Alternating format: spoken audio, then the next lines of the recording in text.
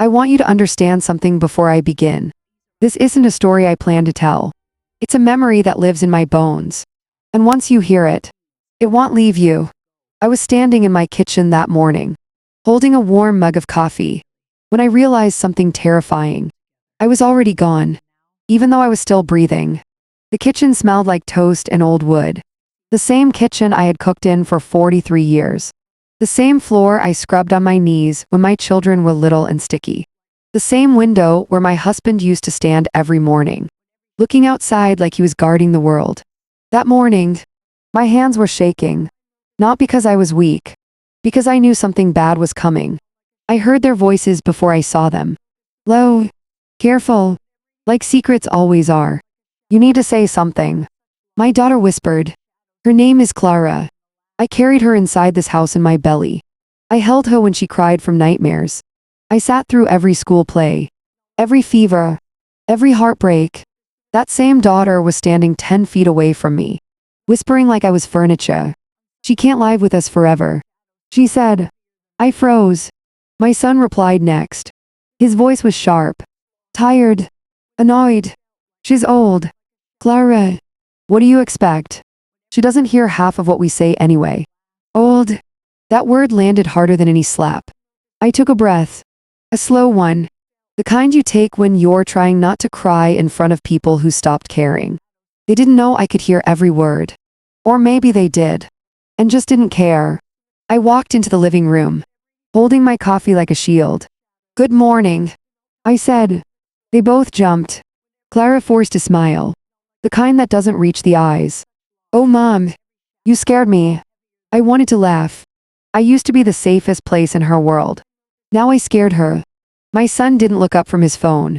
Morning, he muttered. I stood there for a moment, waiting for someone to ask how I slept, waiting for someone to notice the tremble in my hands, waiting for someone to remember that I was still their mother. No one did. So I sat down. That's when my son finally looked at me. And when he did, I saw it. Not love, not concern, resentment. You know, he said, setting his phone down slowly. This situation can't go on forever. The room went quiet. Clara stared at the floor. I smiled gently. I always smiled gently. I learned long ago that smiling made people feel less guilty. I know, I said softly. I try not to be a burden. Burden. That word had followed me for months. Like a shadow. My son exhaled hard. Well, we've been talking, he said. My heart started beating so loud I thought they could hear it. Talking.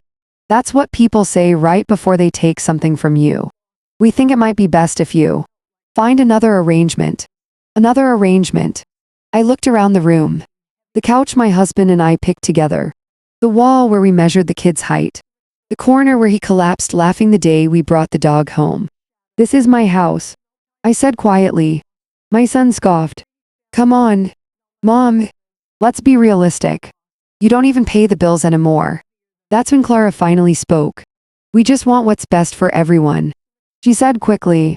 You're not independent like you used to be. Independent. I washed their clothes. I cooked their meals. I babysat their children. I folded their laundry at midnight so they wouldn't have to. But apparently, I wasn't independent. I looked down at my hands. These hands buried my husband 6 months ago. 6 months. After 45 years of marriage. He died in this house. On that couch. With my hand in his. They didn't give me time to grieve. They gave me a schedule. Don't forget your pills. Don't wander. Don't touch that. Don't make things difficult. I slowly stood up. My legs felt heavy. Not weak. Heavy with everything I had swallowed. Are you asking me to leave? I asked. My son shrugged. We're saying it's time. Time. I nodded. Okay. I said. They both looked relieved. That hurt more than anything else. I walked back to my room. My room. The one I shared with my husband for decades. His pillow still smelled like him. I sat on the edge of the bed and stared at the wall. That's when the memory hit me. A promise. My husband had made me promise something years ago. If anything ever happens to me, he said, you don't let anyone push you around. Not even the kids. I had laughed back then. I raised them better than that. He didn't laugh. You raised them strong. He said, that doesn't always mean kind. I reached into my nightstand and pulled out a small notebook. Brown cover. Faded edges. My son had never noticed it. Clara never asked. Inside were numbers. Dates. Notes. Things my husband taught me quietly. Patiently. Without drama. Because he knew. I sat there for a long time. Listening to the house breathe. They thought I was packing. I wasn't. I was remembering. Remembering every sacrifice. Every night I stayed awake. Every dream I put on hold. And something inside me shifted. Not anger. Clarity. I wasn't leaving because I was weak. I was leaving because I was done begging to belong. That night, I set my coffee mug down on the kitchen counter. The same mug I used every morning. I didn't wash it. I didn't say goodnight. I went to bed with my clothes folded neatly. And my heart finally awake. Because the truth is this. They thought I was old. They thought I was powerless. They thought I was already gone. They had no idea. I was just getting started. The house he built. And the truth they never knew, I didn't sleep that night. Not because I was afraid. But because my mind was finally louder than my pain. The house was quiet in a way that felt unfamiliar. The kind of quiet that presses against your chest. I lay on my side, staring at the ceiling fan, listening to it hum like it had done for decades. This room had heard everything. My laughter, my tears, my prayers whispered into pillows so no one would hear. George used to say this house had a soul. My husband's name was George. He built this place with his own hands. Not all at once. Piece by piece. Weekend by weekend. After long shifts. With blisters and hope and a kind of faith you don't see much anymore. We were young back then. So young we thought love alone could hold up walls. I remember the day we bought the land. It was nothing but dirt and weeds and a crooked fence. The realtor kept apologizing. I know it doesn't look like much. He said. George squeezed my hand. It looks like home. He replied. That was George. He didn't need things to be perfect. He needed them to be real. While I lay there that night, memories kept coming. Not gently. They came like waves that didn't ask permission. I remember George sitting at the kitchen table late at night. Papers spread everywhere. Come to bed. I'd tell him. In a minute. He'd say. Just making sure things are taken care of. I never asked what he meant. I trusted him. The next morning, I woke before anyone else. Old habit. I made coffee. Same as always. Poured it into a mug I bought 20 years ago on a road trip. I sat at the table alone. For the first time. I didn't rush. I opened the notebook again. That little brown notebook. George's handwriting filled the pages. Neat. Careful. Intentional. Dates. Account numbers. Notes written in a way only someone who loved you deeply would write. Just in case. For her security. Don't tell the kids yet. My throat tightened. He knew. He knew that grief can make people careless. And that entitlement can make people cruel. There was a knock at the kitchen doorway. My son. He leaned against the frame. Arms crossed. You up early? He said. I always am. I replied. He looked around the kitchen like he was already imagining it without me. You thought any more about? You know. He said. I have. I answered calmly. That surprised him. Well? He asked. I'll be leaving soon. I said. Relief washed over his face so quickly he didn't even try to hide it. That's probably for the best. He said. We can help you pack. I smiled. No need. I said softly. I don't have much. That wasn't a lie. Everything that mattered fit inside me now. Clara appeared behind him. Still in her robe. You okay? Mom? She asked. I looked at her. Really looked at her. She looked tired. Frustrated. Torn between guilt and convenience. I'm fine. I said. I always am. She flinched. They left for work not long after. No hugs. No goodbyes. I watched them pull out of the driveway from the window George built himself. That driveway had once been filled with chalk drawings and bikes and laughter. Now it echoed. I spent the day doing something they never expected. I walked through the house. Slowly. Touching walls. opening drawers, standing in doorways. I wasn't grieving. I was inventorying my life. In the hallway closet, behind old coats, was a metal box. George showed it to me years ago. Only if you ever need it, he said. My hands shook as I unlocked it. Inside were documents. The deed, the mortgage statements, and a letter addressed to me. My vision blurred as I unfolded it. My love, if you're reading this, then I'm not there to protect you anymore. That breaks my heart. But listen to me carefully. This house is not what they think it is. I put it in a trust. Your name. Only your name. They cannot sell it. They cannot force you out. Not without your permission. I did this quietly. Because I didn't want arguments. And because I know how people change when money gets involved. You gave your whole life to this family. Make sure they don't take the rest. I sat on the floor and cried. Not loud. Not dramatic. Just tears falling on a paper. For the first time since George died. I felt safe. They thought they had the power. They thought time and age had weakened me. They had no idea the ground beneath them wasn't solid. That evening, my son came home late. I was sitting at the table, waiting. He stopped when he saw me. You didn't pack, he said. No, I replied. He frowned. I thought you said I'd be leaving soon. I corrected gently. He sighed. Mom, don't make this harder than it needs to be. Harder. I stood up slowly. This house, I said. Do you know who it belongs to? He laughed. Obviously me and Clara. Dad left it to the family. I tilted my head. Did he? The laugh faded. What are you talking about? I reached into my pocket and placed a copy of the deed on the table. He stared at it. Read it once. Then again. His face changed. Confusion. Then disbelief. Then something darker. That's not possible. He said. It is. I replied. And it's legal. Clara stepped in behind him. What's going on? She asked. He couldn't speak. I looked at her. George planned ahead. I said. Because he loved me. The room felt smaller. You tricked us. My son snapped. I shook my head. No. I said calmly. You just never asked. Silence. Heavy. Uncomfortable. So what?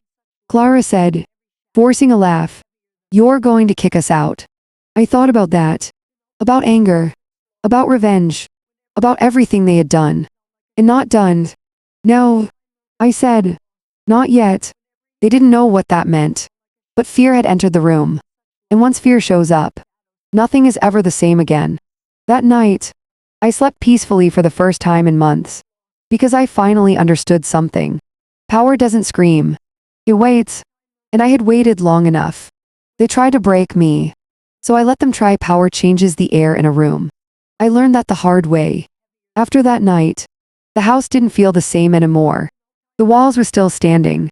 The furniture hadn't moved, but something invisible had shifted. They knew now. And knowing made them uncomfortable. The next morning, Clara didn't say a word to me. She moved around the kitchen like I wasn't there. Slamming cabinets just a little harder than necessary. My son sat at the table scrolling on his phone. Jaw tight. Eyes cold. No good morning. No coffee made for me. I poured my own. I didn't rush. I didn't apologize. I didn't explain. That annoyed them more than anything else. You think you won something? My son finally said. Not looking up. I stirred my coffee slowly. I didn't think anything. I replied. I remembered. He scoffed. You remembered wrong. I looked at him then. Really looked. This was the boy who used to hide behind my legs during thunderstorms. The boy who cried when I left him at kindergarten. The boy who once told me I was his safest place. Now his eyes were sharp with resentment. Your father wouldn't do this. He said. Oh, he would. I replied quietly. Because he knew you. That landed. Clara slammed her mug down. So what's your plan? She snapped. You going to lord this over us? Lord. I smiled softly. No. I said. I'm going to watch. That confused them. For days. They tested me. Small things at first. They turned the TV volume up loud at night. They moved my things. They forgot to tell me about plans. They spoke about me like I wasn't in the room. She's getting confused lately. Clara said once, right in front of me. We should probably start documenting things. My son added, documenting. That word made my stomach tighten. They were laying groundwork, trying to paint me as fragile, unstable, forgetful. I said nothing. I watched. I wrote everything down. Dates, words, tones. George taught me that too. Paper doesn't forget.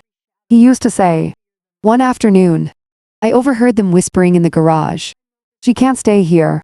My son said, this is ridiculous. We can say she's not safe alone. Clara replied, that she's declining. I felt something crack inside me. Not fear. Resolve. That night, they crossed a line. I was folding laundry in my room when my son walked in without knocking. We need to talk, he said. I kept folding. You need to sign something. He continued. I stopped. What kind of something? I asked. Just paperwork. He said quickly. Medical authorization. In case of emergencies. I took the papers from his hand. Read them slowly. Power of attorney. My hand stayed steady. This gives you control over my finances. I said. It's temporary. He replied. Just until things stabilize. Stabilize. I handed the papers back. No. I said. His face hardened. You don't really have a choice. He snapped. We're just trying to help you. I stood up. You're trying to own me. I said calmly. And I already belong to myself. He stepped closer. You think that deed makes you untouchable. He said under his breath. You're old. People won't believe you over us. There it was. The truth. Age was their weapon. I didn't raise my voice. I didn't cry. I simply said, get out of my room. He laughed once. Sharp and bitter. You're making a mistake. No. I said. I'm letting you show me who you are. That night, I made the call. I sat on the edge of my bed. Phone in my hand. Heart pounding not with fear, but with something like relief. George had circled a number in the notebook. I dialed it. Law offices of Carter and Bell. A woman answered. My name is. I paused. I believe my husband was your client. There was a silence. Yes, she said gently. We've been expecting your call. Those words hit me harder than anything else. Expecting. George really had planned everything. The next few days moved quickly. Meetings, documents, quiet conversations behind closed doors. I learned words I never thought I'd need to know. Trust, beneficiary, eviction notice, timeline. The lawyer looked at me kindly. You have more power than you realize. She said. I nodded. I just needed to remember how to use it. At home, the tension thickened. They sensed something coming. Clara started crying more, saying she was stressed. My son began snapping at everyone. One evening, he cornered me in the kitchen. What are you doing? He demanded.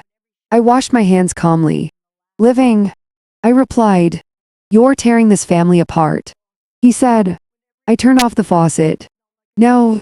I said. I'm revealing it. He stared at me like he didn't recognize me. Maybe he didn't. I wasn't the quiet woman who swallowed everything anymore. A week later, the letter arrived. Certified. Official. I didn't open it. I didn't need to. I placed it on the table between us during dinner. What's that? Clara asked. Your timeline. I said. My son opened it. Read it. Went pale. You can't do this. He said. I already have. I replied. Clara started crying. We're your children. She sobbed. How can you do this to us? I looked at her. And for a moment, just a moment, my heart ached. Then I remembered every ignored tear, every whispered insult, every attempt to erase me. I didn't do this to you. I said softly. You did this to yourselves. Silence fell. Heavy. Final. That night, they slept under my roof knowing it wasn't theirs anymore. And I slept knowing something else. The hardest part wasn't over yet. Because endings don't happen quietly. They come with storms. And the storm was coming. I took back my life. In my home the morning light was sharp. cutting through the blinds like a spotlight. I sat at the edge of my bed, sipping coffee, feeling the kind of calm you only get after a storm is about to hit. The papers were on the table. Every word, every clause, every signature a proof of what I had earned and what I refused to give up. I heard movement downstairs. My son's footsteps, heavy and cautious. Clara's soft sniffles. They knew today was different. I walked into the kitchen like I owned the place. Funny, because I did. Morning, I said, voice steady, eyes calm. They froze. The tension could have been cut with a knife. Where's the letter? My son asked, trying to mask panic with anger. I smiled softly. It's right here, I said, placing it in front of him. This isn't a suggestion. It's the law. And it's final. He picked it up, trembling slightly. I could see the realization dawning. You can do this. He stammered. I already did. I said simply. Clara collapsed into a chair, face pale, hands trembling. You're sending us out. She whispered. I'm giving you the chance to leave with dignity. I replied. But this house has never been yours to claim. It's mine. Always was. For the first time in years. My son's anger faltered. His eyes softened. But it was too late. Over the next few hours, they packed. I watched quietly. No words. No snide remarks. Just silent observation. Every box they carried reminded me of years spent unappreciated. Of nights I cried alone. And of a legacy I was determined to protect. When the last box left, the house was quiet. No arguing. No shouting. No sneaky attempts to claim what wasn't theirs. Just the echo of footsteps fading down the street. I walked through the rooms, touching the walls, remembering George's laugh, his voice, and the promises we made together. This house wasn't just bricks and furniture. It was a testament of patience, endurance, and the strength that grows in the silence of betrayal. That evening, I sat on the porch, the sun setting behind the trees, painting everything gold. I sipped my tea, and for the first time in years, I smiled freely. I had been pushed, ignored, and even humiliated. But I wasn't broken. I rebuilt, not just my home, my life, my dignity, my peace. And as the stars appeared, one by one, I whispered a quiet thanks. To myself, to George, to the woman who had learned to stand, even when no one else would support her. I had taken back everything that was mine. And this time, no one could ever take it away. Because I wasn't just surviving